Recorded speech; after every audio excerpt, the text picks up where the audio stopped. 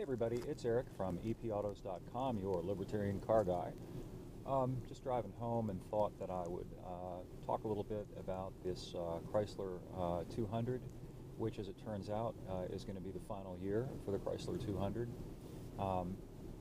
Fiat, which owns the whole combine, that includes Chrysler, Dodge, Ram, and Jeep, is looking to maximize the revenue stream. The 200 does okay, but it doesn't do nearly as well as Jeep vehicles.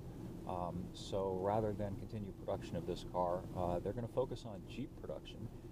I understand that from a business point of view, but man, Chrysler is getting it between the cheeks again. The first time they got it was when Mercedes owned the company and milked the company and exploited it and took pretty much all the cash out of it. Chrysler actually had been very profitable after its early bankruptcy back in the 80s. Came back in the 90s, you might remember they had a bunch of hits. The Neon was a huge hit, the whole cab forward thing, they made a lot of money. Mercedes came in and milked them for all they were worth to expand their product portfolio. You might remember back in the 90s, Mercedes had, I think, about a third of the number of vehicles that they've got now. They've got so many models that even I, a doctor of automotive journalism, cannot keep track of them all. Meanwhile, there hasn't been any money really put toward developing new Chrysler vehicles, at least not passenger cars. So the aborted 200 project, it was only 3 years old when they killed it. 2017 is the last year. Leaves the 300 sedan, which is old, and the Pacifica minivan. So, I mean, entering next year, unless something happens, Chrysler will only have two vehicles, if you can imagine that. And this is a major brand, a major automaker, and it will only have two cars in its lineup, in its portfolio. That's bad. And the tea leaves indicate that Fiat is probably going to either try to sell off Chrysler, or if they can't do that, they might just kill off Chrysler. I don't know whether the same fate will befall Dodge. Dodge is in similar straits. They've got the Charger, which is basically the same thing as the 300. More of a performance car, and of course they sell them to fleets, cops, taxis, etc.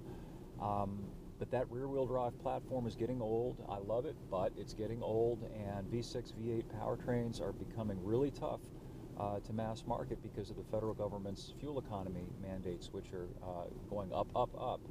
So I don't know, it doesn't look good, and I think it's kind of sad. I personally really like this 200. It's one of my favorite cars in the segment.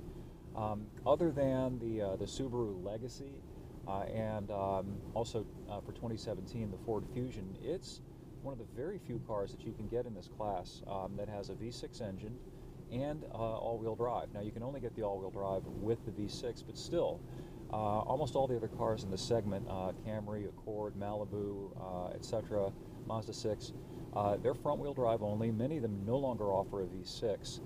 I like the Legacy, but the Legacy is kind of a boring car, frankly. I would get it as a utilitarian appliance, but I like this car a lot better. This car is genuinely plush. It seems to me like a luxury car. It's got wonderful seats. I love Chrysler's Uconnect media interface. It's much better than the Subaru interface. I think the Uconnect is probably one of the best in the business. And everything else about the car is just pleasant and cheerful. Some people have moaned and complained about the fact that it's got a relatively less back seat room than, say, a Camry or a Fusion, but if you go and look at the stats, it's only about an inch difference, and this car has a nice big trunk. So I'm going to be sad to see this thing go. Very unfortunate, I think.